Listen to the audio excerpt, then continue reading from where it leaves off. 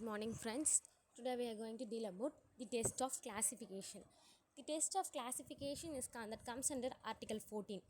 First, basically, what did the Article 14 deals about? The Article 14 basically deals about the right to equality. That is, no person should be discriminated based on their race, religion, sex, caste, and should be given equal opportunity and equal protection under law. Only the two subclauses are being concentrated under Article 14. One is the equal opportunity under law. Second one is the equal protection under the law. That's the first thing we are going to see.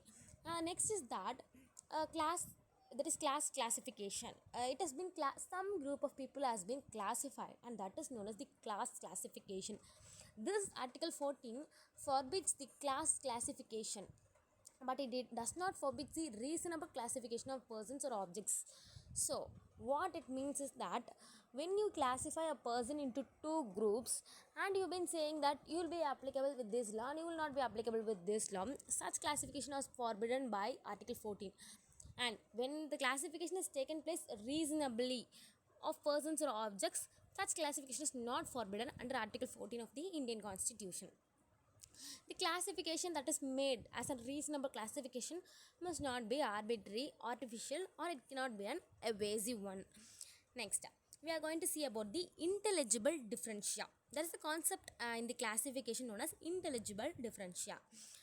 Firstly, the classification of intelligible differentia is which distinguishes a persons or thing so that are grouped together from others which have been left out of the group. Okay, when you can understand this by what, say an example, you're taking a group and the group of people are similar. If 4 or 5 people from the group has been different, you can they are left out, they seem to be left out from the group, so they can be classified into another group.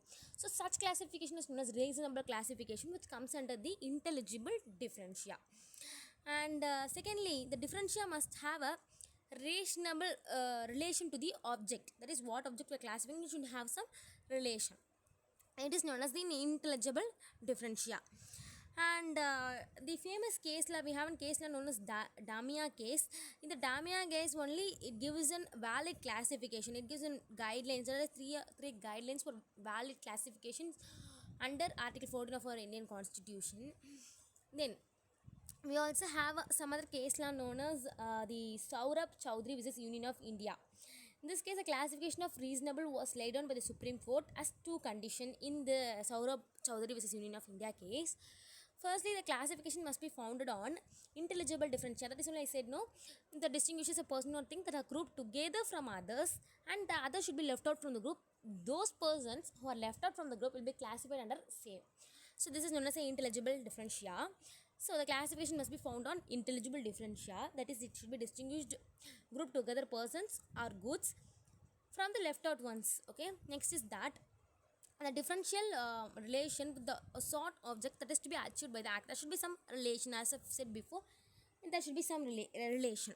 When the reasonable basis is not present for a classification, then such classification made by the legislature, that is, if it is not classified in a reasonable manner, then it must be declared as discriminatory. If it is only a test of reasonable classification, it is permissible under Article 14. If it is not a reasonable classification, it will be dealt under discriminatory, and it been forbidden by Article 14 of our Indian Constitution. And next, Article 14 guarantees the equal protection laws, and they are what neither means that laws need to be general in character or it should be applicable to everyone in the person. It does not assess attainment or situation in the same position also. Then the Article 14 applies on the reasonable basis that equals are treated differently. See, if equals should be treated equally, that is the main concept of the Article 14. And next is that the article does not apply where the unequals and equals are given different treatments. The unequals and equals should not, when they are not given different treatments, it is not permissible under Article 14. Though we know if there are two groups of people and they have two kinds of abilities, then we must give the priority accordingly. So therefore, this article does not apply when unequals and equals are given different treatments. So this is known as a test of classification. Thank you.